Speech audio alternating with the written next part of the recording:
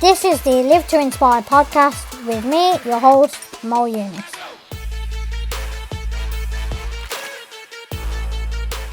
Welcome to the Live to Inspire podcast with me, your host, Mo Yunus. Today I am with Aston Villa legend, footballing legend, Gabriel Agbonlahor. How are you, mate? I'm very good, thank you. How are you? Yeah, I'm great. Thanks very much for coming on to this podcast today. It's always a pleasure speaking to you. We've spoken many times in the past before. But yeah, it's good to have you on this podcast.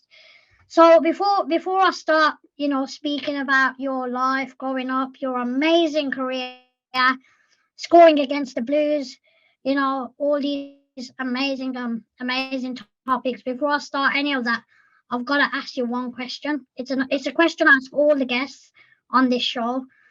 So what is the biggest challenge you're facing right now today? I think today the biggest challenge for me is trying to keep busy.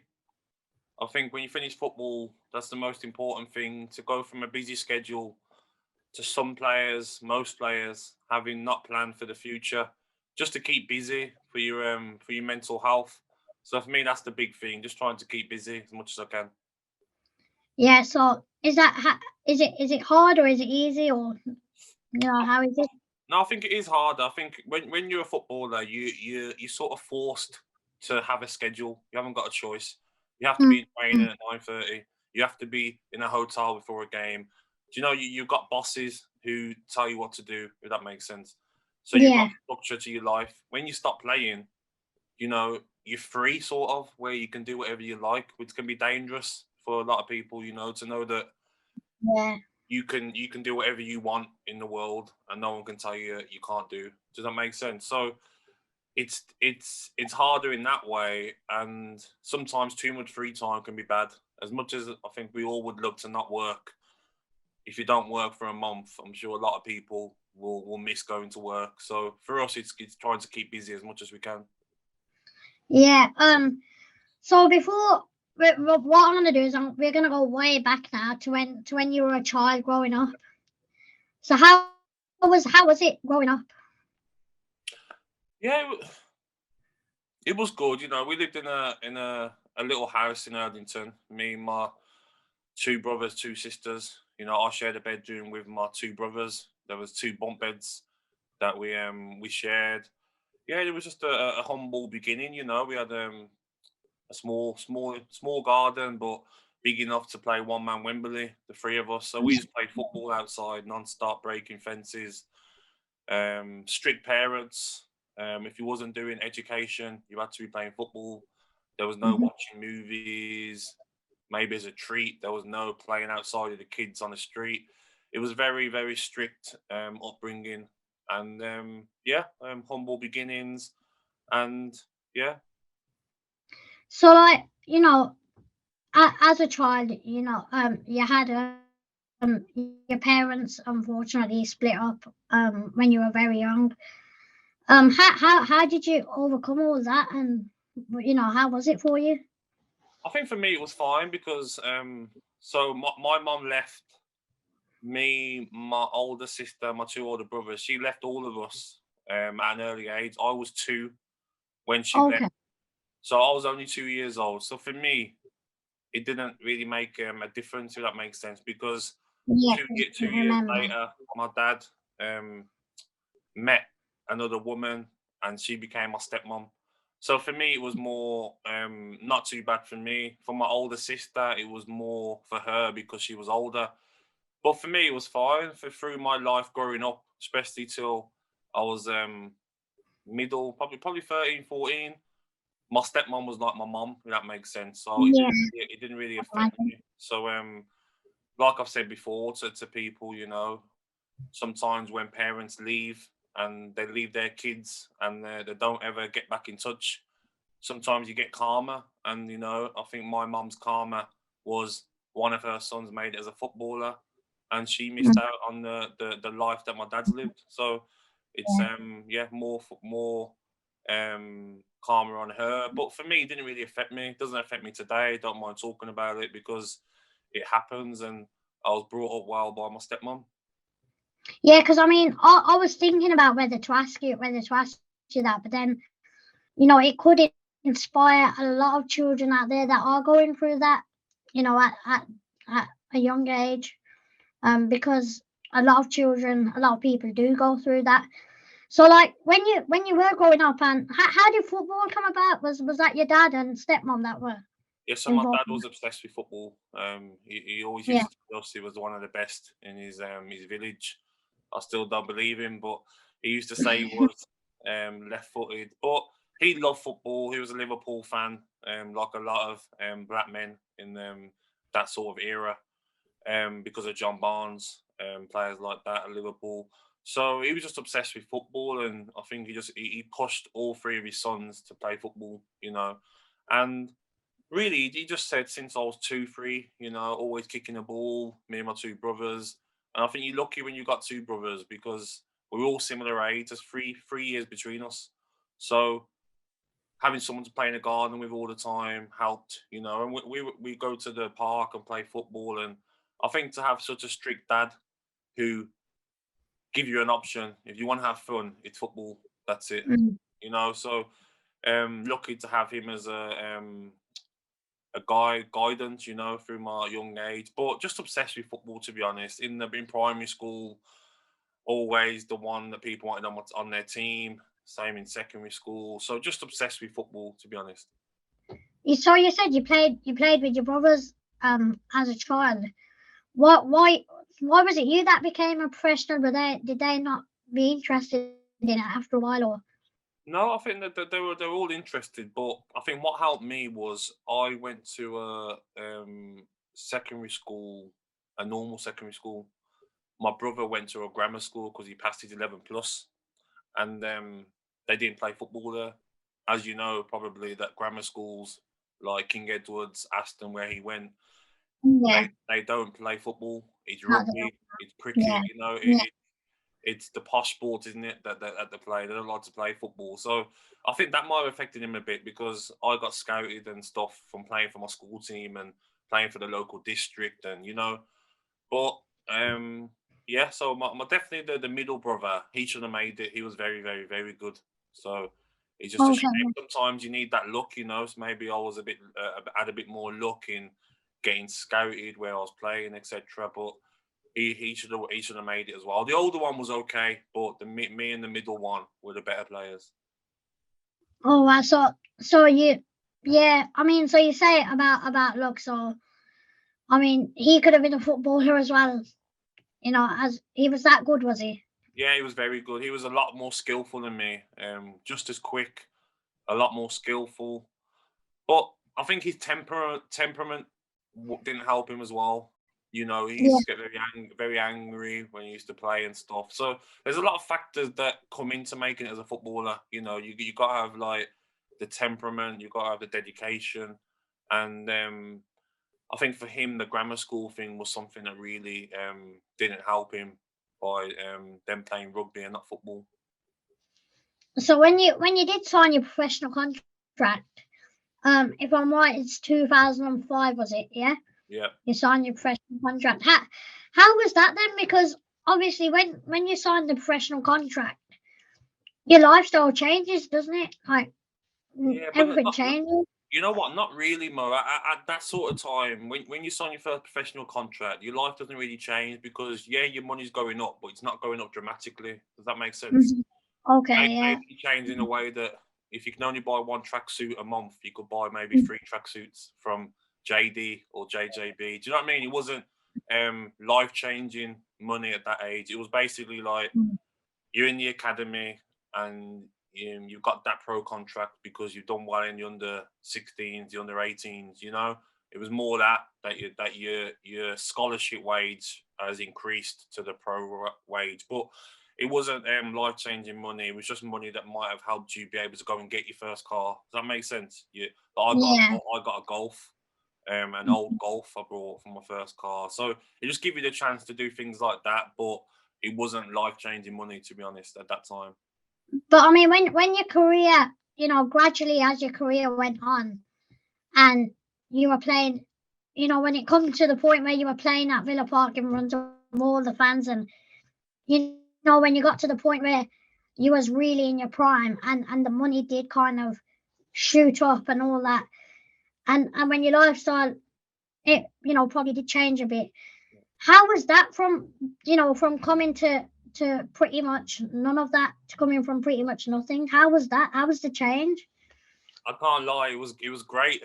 I can't lie. Yeah, no, fair enough. Yeah. I think when you come from humble beginnings and you so for me, I used to go to secondary school and have £5 for the week, and that had to get me school dinner through the week, but I'd end up spending it in the first 2 days because it wouldn't last a week. So when you come from them humble beginnings and then you come to this money, you go from that, and then 3 years later you're earning, really, really good money. Yeah, it changes. You go into shops at that age. It's like anyone. You're gonna want to enjoy life. You're gonna go and get a better car. You're gonna go to the. I remember going to the Lacoste shop in Bullring with my mate, and we bought 5 tracksuits each. I bought him tracksuits, loads of pens, Yeah. hats, and you start going to see the club life, going out and enjoying and helping your family out with bits and bobs of money and stuff. So it definitely changes, and I can't lie, I loved it because as a young kid, what young kid doesn't want money at 19? Do you know what I mean? Yeah. It's every young boy's dream, isn't it, to have this amazing money coming in and be able to spend like on clothes, on jeans, on different things. So for me, it was yeah, I really enjoyed it. But What was your? Sorry, what was that? I wanted to earn more though. When I got that first contract, I wanted a bigger one. Then I got that one. I wanted a bigger one. Like you want more money. You want more money because you can buy different things. You can help your family more. So there was always that in your mind to work harder and do better. That makes sense. Yeah, which you did, man. Fair enough. I mean, what was your first biggest purchase? Something you bought and it was something you'd never think you'd get as a child. You know what? It was my first house. I bought my first house at 18. So yeah, so what I did is that first contract that I signed, professional contract, I used all my sign-on fee as a deposit for a house. My dad done it for me. So it was just, you're getting this sign-on fee, you're not going to go and blow it, you're going to put it down on a house. And the house was a 2-bedroom house in Mere Green. But just to be in there, and I could only afford like a leather sofa, 1 bed, a microwave, do you know what I mean? A washing machine. I couldn't afford yet all the things to put in it. But just to have your own house, do you know what I mean? As a kid, you always think, oh, I'm going to live with my mum and dad forever. Yeah, yeah. Have my own house at like 18 was like, At that age, yeah, it was like, you know what? And as well, my dad was super strict. So for me, it was like I've escaped my dad's house. Now I can do whatever I want. I got my own house. Yeah. I mean, I can drive. I got my own house. I'm free from my dad. That was what my thinking was. Like most 18-year-olds would be the same, getting a chance to move out their parents' house. And I was lucky to be able to afford it because obviously a lot of 18-year-olds, you know what I mean, have to save before they can get a deposit. So I was very lucky in that sense. Yeah, because I mean, like during your career as well, like you say you can do whatever you want when when you've moved out from your dad's house, but you can't though, can you? Because you have the media and all sorts all over you. So like, did you feel any pressure when you found out, like, anyway, whatever you did, basically the media were there? How did that feel? Yeah, it wasn't nice. I remember when I lived in that house. Actually, I think it was my first season, and I didn't turn up for the European Championships with Stuart Pearce, and I went to Dubai instead because I had a long season. I come back, and it was all over Sky Sports News. And I looked out my window in my bedroom, and there were loads of cars outside my house. It was like paparazzi, trying to video and stuff. So for me at 19, I was thinking like, what's going on here? So that part, 100%. As much as I thought, yeah, I can do whatever I like. After a couple of months, that was gone. It was more, you have to be Yeah. careful. Wherever you go, you're being noticed. Wherever you go, fans are coming up to you. Wherever you go, everyone knows who you are. Do you know, like that was a big change for me as well. Like how everyone in the city knew who you was. Everyone in London, Manchester. So that was something that took a while to get used to. Because sometimes as well, like the managers can have a big influence on the younger players. So what about yourself? Like back then, the manager did who was it, and did they have an influence on you, and were they there to support you through that, or was it not? No, not, Was you it know not what? that? Martin O'Neill wasn't that sort of manager, to be honest. He was very old school, you know. He wouldn't really go to Martin and say that, things like that. He was just sort the team out for the games. You win, you get some time off. You lose, you're in the next day. You know, like, he was very old school, where I think other managers now you could go and speak to about certain things, but Martin was definitely not that manager. But that's what I was used to anyway, coming through the youth team. It was more, Yeah, your problems, you sort yourself, that sort of thing. yeah. Because I mean, in your career as well, like I keep saying, you have had one amazing career. Thank The you. goals you've scored against the biggest teams. You've got the highest goal scoring record for Villa. So you've done really well. And you've not just had an influence in that sense, but you've had an influence on people like me as well, like growing up. Um, Even till this day, I look up to you, and I've looked up to you since I was a child, and that's why when I met you the first time, I remember thinking, oh, these guys are going to be. They're not going to talk much. They're Yeah, just going to quickly sign the shirt and they're going to walk away, which most of them did. yeah, But I remember you stood there and you had a chat to me. You asked how my day was, and you really did seem like just any other person. And I think from then I started to realise that footballers aren't what I thought they were. You know what I mean? And then growing up, I remember times when you let me sit in your car and take a picture in your car and stuff like that. So when you tell me about your childhood as well, it all makes sense. You kind of grew up from nothing, and you've kept your humbleness, and a lot of people they wouldn't. A lot of people would change with that sort of money and stuff. yeah. So yeah, man, it's special that what the Thank you, man you've become. It's special, man. It's massive respect to you. thank you. So I mean, like, I've got to mention scoring against Birmingham City. It always happened, didn't it? It always happened.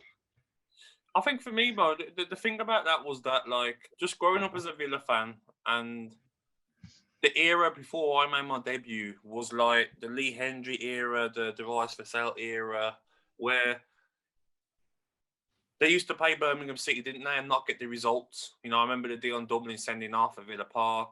I was there. I remember watching the away game when Enkelman, the ball went under his foot and they scored. And, Clinton Morrison used to score, Jeff Horsfield. So for me, it was more just in my head, like, we have to beat these, seeing how Yeah, they used to celebrate, and Robbie Savage and them players, like, it was just on my head that, like, whenever I played against them, it was like we have to beat them. And the big thing as well was when I got my first taste of the derby was when Gary Cahill scored that bicycle kick at Villa Park. yeah, I was yeah. on the bench and I'd ran into the whole end to celebrate with them. So just to see the noise and the electrifying feeling in the ground, that made me feel like I want some of this. So that's why whenever I played them, I more or less scored. Yeah, yeah, because it was always, you just knew it was going to happen. I mean, when Villa played Blues and you were there, you just knew. Anyone who played fantasy football then, Yeah, pull it on. if I played fantasy football then, I would have been captaining you on that day, Yeah, definitely. I think it was more as well, especially when we played at their ground, the abuse that I used to get.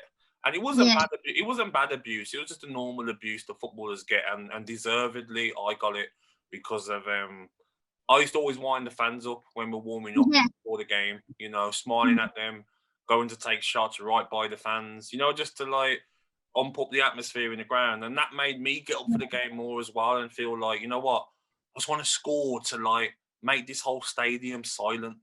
Do you know, like, that's what got me into the game and got me going. So when I did score at their ground, honestly, there's no better feeling. I've scored against Man United, Chelsea, Arsenal, Man City, Liverpool away, but scoring at St Andrews will top them all. yeah, yeah. Of course, I can imagine. I mean, that, being there as a fan, the atmosphere is always crazy. Crazy, mate. It's like you're in It's the Coliseum, and you know what I mean. It's war. That's what it feels like when you play Birmingham City away. because It's like you can't leave this place without winning. So yeah, of course, of course. So I mean, you have played for England. You do have 3 caps for England. But do you feel hard done by? Do you reckon you should have been um, called up more and played more? Or you know what? I was in 16 squads, so I don't think I was hard done by. I think some of it might have been my fault. I used to pull out of a lot of squads and put Villa first. Mhm. So Oh, I used to have little knocks and then get called up for England, then pull out and come back and get treatment at Villa. Because we were fighting for top 4 every season, I just didn't want to miss games through getting injured with England. So mm, my loyalty was probably more with my club than country, I feel. So yeah, I did have the opportunities, like I said, 16 squads. And I think back then you've got to look at the competition as well. There was Owen, Rooney, Heskey was doing very well. There was Darren Bent, Carlton Cole. There was Jermaine Defoe, Peter Crouch. You know that you can't play us all, can you? So for me, it was more pride that I managed to get 3. I didn't want to be a one cap wonder, so to get 2 would have been enough. But just to yeah, get the caps is something that like you can cherish of forever. course. Yeah, of course. Even getting 1 cap for Exactly. England, Play for it's your country, haven't you? exactly. You can Yeah. say you played for your country. Yeah. So I mean, like playing for Villa, like you said, scoring. You basically have answered my next question by saying scoring against Blues is better than any other team. But I mean, what is the best goal and what is the best goal you've scored, and how did it make you feel, and why was it the best goal you scored? I think for me, the best goal that I scored for me, just the feeling afterwards and just the way we felt as a team was the Arsenal away when the long clearance over the top and I ran onto it and volleyed it in. I Yeah, remember we had the blue and black acorns kit with the night tick and mhm. celebrating with Aston Young. I think that was a special one. I don't think it's the best of quality finishes of my goals. I've scored better goals, but everything about it, just pacing Gallas, and it was a great defender, then smashing that in, getting called up to England afterwards. Just the way the team felt at that time, we felt like a really strong team, you know. And I scored against Man United that season as well. So I think I was at like probably at my not at my peak, but not far off my peak that season as well. So really enjoyable season. Is there any player you played against, and you know you thought, wow, these guys are amazing? Like, who is the best player you played with and against? Um, I think with I'm gonna go just above Jack. I'm gonna go Ashley Young. For me, Mhm. Villa fans who watched Villa during that era will not forget how good he was when he first come to Villa, and you know he just fitted in so good on that left hand side. He used to stay on the left, didn't he? Didn't come inside. He used to stay, as they say, with chalk on the boots. And our players always used to cross field passes to him, get you to him early, and every time it was taking you on, no matter who you are. He never Yeah, cut back and done a safe pass, did he? It was always taking players on at speed, chopping them, putting good deliveries into the box. He always had the right timing to put me in behind as well. He reminds me yeah, similar of like Jack and Ollie's relationship at the yeah, moment. yeah, Jack always knows when to put it in behind for Ollie. Ollie knows when to give it back to Jack and get in the box, you know. So for me, I see a similar sort of relationship they've got now. So for me, definitely he's like the best I played with. And yeah, against against, I'd say I'll probably say Ronaldo at Manchester United.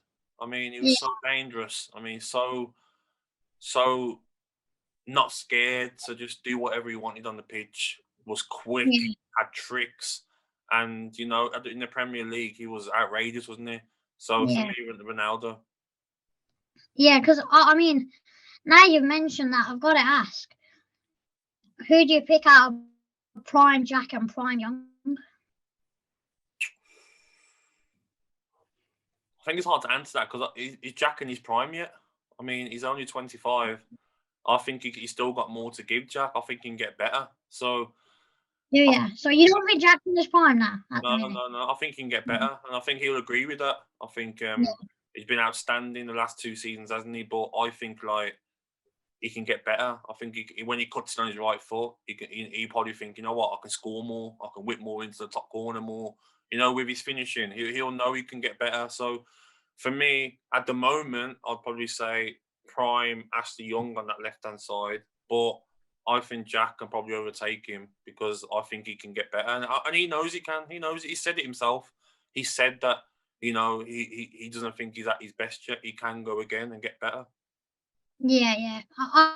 I think I agree with that one. I think yeah, Jack I think it's easy as well for people to forget players from before. It's easy to do, isn't it? You know, because Jack's on our minds now, we can see him. People will forget how good Ashley was. But if you think back and if you watch videos of some of the games that Ashley played in, I mean, he used to rip defenders. I remember the game against Chelsea at home, Mourinho was manager, and we beat them. I remember he skipped the ball in the air, ran down the line, shot. I put my foot out and he went in. And like that game, he was like ridiculous. But look at the Jack as well. Jack's been outrageous. So it's a really close call. But for now, I'd say Ashley Young. Yeah, I mean, yeah, I think I'd agree with that. Like I said before, I think Jack can get better. But and obviously because I've saw more of Jack. Yeah. And I was very young when Young was playing. So yeah, but yeah, I mean, going like back to your career, like, is there anything you would have changed, or are you happy with everything? Oh, loads. Yeah, Lord, really, like what? I think for me, like the biggest thing that probably like partying. If I could start again, I wouldn't have partied as much. For me, I was a severe party boy. I mean, I used to go out twice a week. I'm not gonna lie. Loved the club life, London, Manchester, Newcastle, Birmingham. That was just me. I think because my dad was so strict with me through my childhood. Does that make sense? Once I became 3, I sort of like just loved being out clubbing and partying, and I think that was the biggest regret because I think when you're young, you don't realise, but the older you get, you know, it takes its toll on you, if that makes sense. So, yeah, I think that would be my biggest regret. But if I said to myself at the age of 18, I'd have the career that I had, then I would have been saying you're joking, you know. So, yeah, so definitely regrets, but, you know, happy with my career. Do you think as well? Because like we mentioned the media before, when whatever you did, it was all over the papers and stuff. Do you think you were do you feel you were targeted by the media? Yeah. Or do you, That's what they do. They even told me that they targeted me. They targeted me. Now they target Jack. They target Sterling. With me, they knew that I was a party boy. They knew that I was easy meat to catch. You know, like So I remember coming out of restaurants and taking pictures of me. I'd ask them why you're taking pictures. They'd say, because we're going to use these when you next mess up, basically. That's what they say to me, the paparazzi. And I just think that they just loved it, didn't they? Like when I got caught smoking shisha in Dubai, I mean, I got suspended for Aston Villa, fined. And I'm thinking, if you look at it now, it's smoking shisha. Do you know what I mean? Like, so it's not, is it? exactly. So obviously someone's took that picture in Dubai, sent it to the Sun. They've obviously done a story on it. But I think they were obsessed with me. Do you know what I mean? I remember once I was in the paper 3 days in a row, the Sun on the front page, and Tim Sherwood called me and says, "Are you okay?" And I was a bit like, not really, no, because like I was waking up to like 50 messages in the morning saying, "Oh, I just seen you at the train station on the paper." I'm like, "What now?" Do you know what I mean? Like my private life and stuff. So they were definitely targeting me 100%. I didn't help myself in certain situations, but some of the times they definitely targeted me. Yeah, because I remember as well, like, I remember because obviously I've always been a massive fan of you and I used to follow your life basically. I remember seeing it all the time as well. And I used to be thinking, God, is Gabby at it again? You know what I mean? Like and I mean sometimes not even sometimes, a lot of the time when they do target someone, they do make things sound 100 times worse than they are. I think as well, You know what I Mo. mean? I think as well, fans and managers and clubs, they don't really care if he's still performing on the pitch. I think what affected me in the latter of my career was when I was getting into these little predicaments. I wasn't performing on the pitch. You know, we Villa wasn't doing well. That's the problem. If you're doing well and you're getting caught doing things, it can be forgiven quickly. Does that make sense? Because you're Yeah, performing on the pitch. So I think it's when I was younger and I used to get into little problems, the managers didn't really care, to be honest, because you were scoring every now and then. You were giving good performances, so it's all in context of how you're performing on the pitch. because I mean, like when you retired as well, like you must have felt a sense of relief because once you retire, there's a lot of things you know you can do. They're not bothered as well. Mm, The press aren't bothered about you when you retire. You know, mm, you're like dead meat now, not fresh meat. You're dead mm, meat. You know what I mean? So mm, the relief, honestly, now when I go for food, wherever I go, they don't care about me. That's what I love. mm, I love now being like free finally, where if I wanted to come out of a club or a restaurant drunk, they're not going to be bothered by me. They're looking for Deli Ali. They're looking for Jack. They're looking for yeah, Madison. Do you know what I mean? They're mm, looking for these Sterling, Rashford. They want to see them doing it now. That's the money for them now. So for me, I'm just glad that I've been left alone now and can do anything I like. yeah, because I mean, like obviously now, like you said, they're looking for the younger players. But what would your message be to the younger players that are, they're getting into football, but they're targeted by the media? What would your message be to them?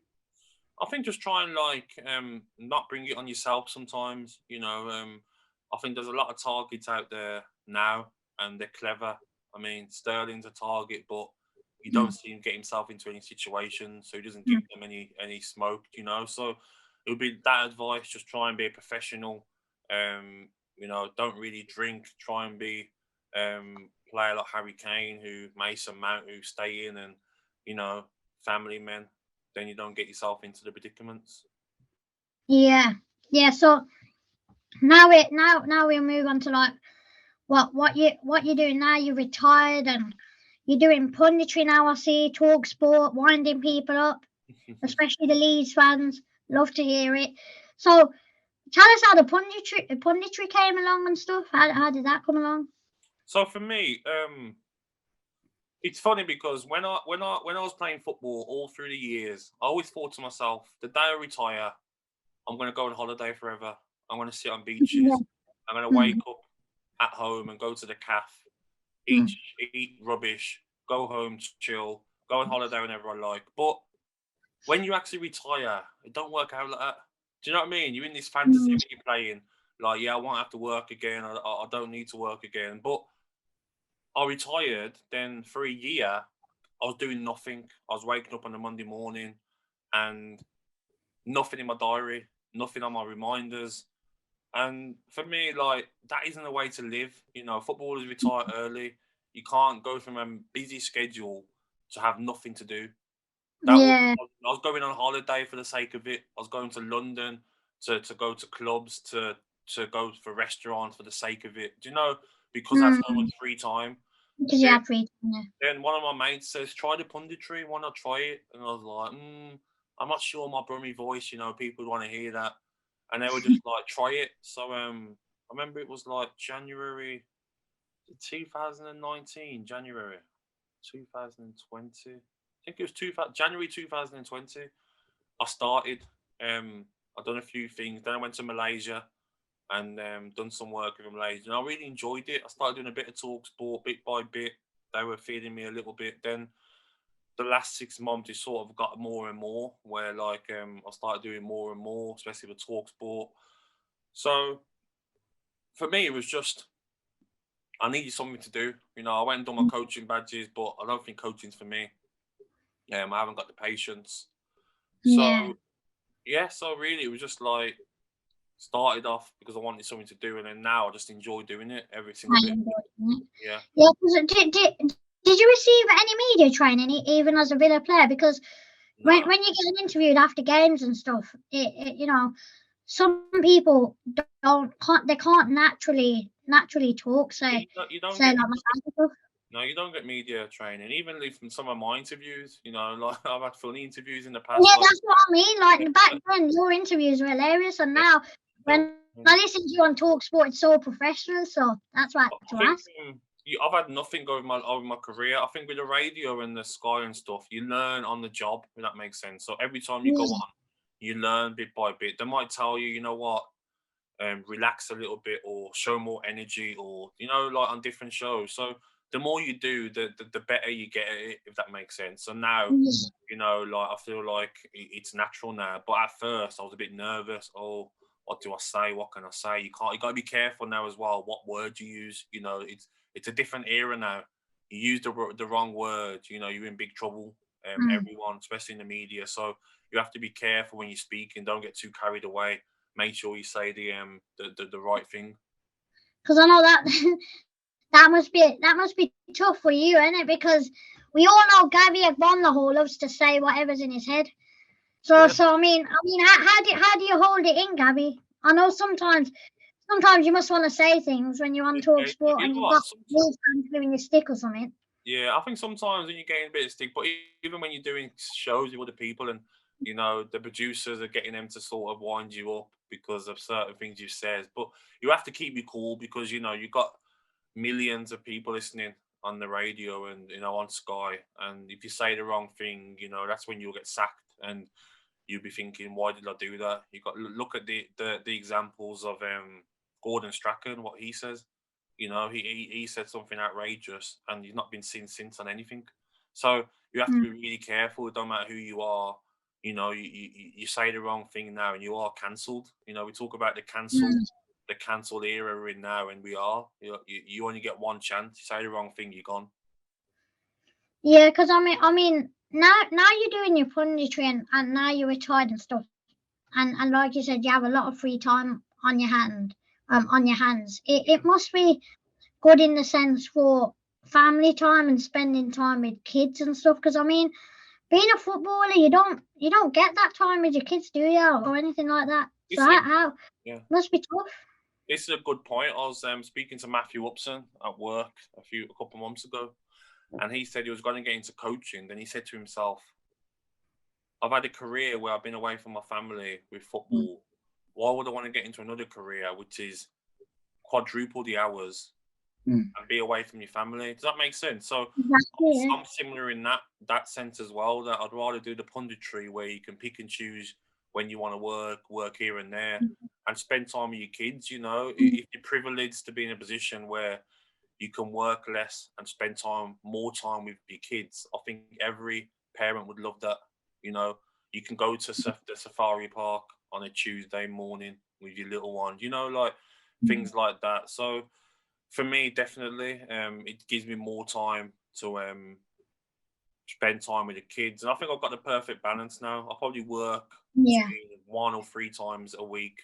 It varies, and I've got some time for myself with my friends and a lot of family time. So I think I've got the right balance at the moment. Yeah. Because now we're getting like now you're on this now you're at this time in your career, and like you said, you've got the balance with your kids and stuff, and you didn't back then. Did they ever ask you any questions and say like, Dad, why can't can you spend more time with me or anything like that, or were they Um, fine with it? I think it was different for me, Mo, because I'm from the area, so my kids were close. So I'd finish training at 1, and I'm there to pick them up from school and spend the evening with them. So it wasn't as bad for me. It was just more like if I had a game, I couldn't go and see my son play football or take the little one somewhere if I had a game and hotels and stuff. But pre-season, you'd be away for pre-season whilst the kids have finished school. That makes sense. So the Yeah. kids 6 weeks holidays, you couldn't go away with them. That was a bit of an Mm. annoying thing. when they're going on holiday, you couldn't go with them because you've been pre-season. So that was a bit annoying. But you know, for the lifestyle and the job we've got, a sacrifice like that you can't really complain about. Yeah, because I mean, anyway, now you're at the time where you're spending time with your kids. You've got the perfect balance. You're entertaining people like me on the radio. But before we start to wrap this show up, I've got to get your opinion on England's chances at the Euros. Where do you think they'll come, and how do you think they'll do? I think they can win it, Mo. I really do. I feel that as long as he plays the right team and the players turn up, I think I've had this argument on TalkSPORT with people. I think England's squad's the strongest out of Belgium, Germany, Portugal, France, Spain. I think we've got the strongest squad. I know France have got Mbappe, Benzema, but we've got Sterling, we've got Rashford, we've got Grealish, we've got Foden, we've got Kane, Watkins, Calvert-Lewin, Mount, Henderson. I mean, come on. I think other countries should be playing England and thinking, all right, we've got to change our formation because they're so dangerous. We Yeah, should be like so worried about other teams that then worry about us because yeah, look at the quality we've got. I we mean, do. Yeah, talk about the golden era. This is the golden era now. yeah. Because I mean, setting up. I think it's all about playing the right squad. I mean, with England, if I he think plays the right squad, I think we'll win it. it's tough as well, though, isn't it? Because if you ask 20 people now, who would you play in the first game, the first 11? Every team's going to be different. Do you know what I mean? Your Yeah, team will be different to mine. You know, yeah, Villa fans will say Grealish on the left. Man City fans will say Sterling on the left.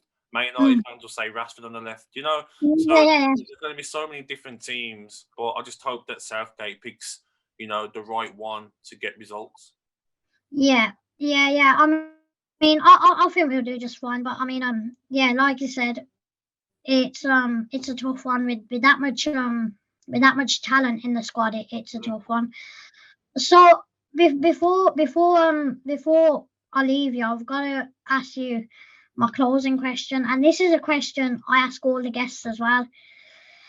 What would your message or inspiration be to anyone that's feeling down at the minute? For me, I'd say to them, better times are coming. I feel that it's been a horrible 12, 13 months for everyone. And I'll just say, better times are coming. Just keep strong. Um, Speak to someone who might inspire you. Speak to family. And just try and keep happy. I know it's very difficult for some people, Mm. to do that, but just try and be positive and just try and keep in there, and better times are coming for everyone. Yeah, I mean, yeah, that message is perfect. You couldn't have said it any better than that. Because, like, I know myself, I've been at the lowest in my life at times, and you've come up and you've said the same thing to me, and because you've been my hero and my role model all my life, to hear you say that to me, it used to boost me. It used Yeah. to boost me quite a lot. So That's I'm that, glad you're able to. that's why I let you beat Sorry, what? FIFA and fancy football. Yeah, yeah, yeah, yeah. Ah, I think I'm next not season playing. we'll put a little bet on. If I No, come first, you give me a deleting the app. call. I'm deleting the app. It's too stressful. Oh I've lost no, more hair. don't give up, I've lost don't do more hair that. because of that game. Oh no, have you? Oh God. Oh yeah, you have, yeah, yeah. But yeah, yeah. I did leave you quite badly, didn't I? I mean, but don't worry, I'll give you a chance next season. But Give me for 100 coming on points. this podcast, so yeah, yeah. I'll spend 100 points on players for you if I'm feeling happy at the time. You're good. You're a good man. Maybe. You're a good man. Yeah, yeah, nah, yeah. Thank you very much. Um, so where can my listeners and viewers find you on social media, etc.? So social media.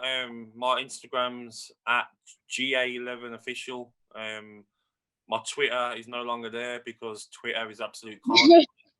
Yeah, So because I'm if you, just if winding you, too many people up, weren't you?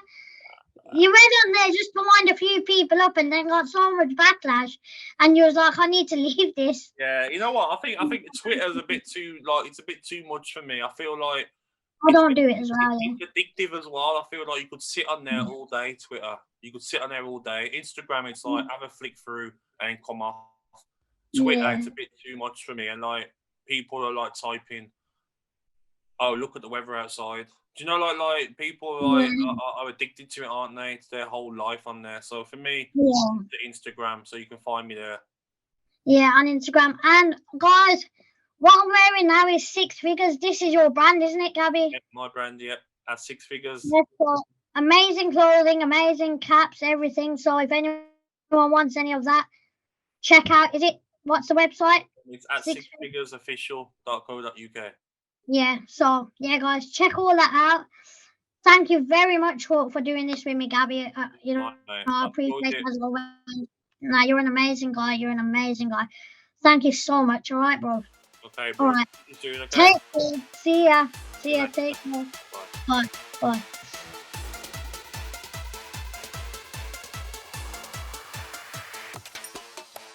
Thanks for joining us on the Live to Inspire podcast with me, your host, Mo Yunus. Please comment, like and share to help build our global community.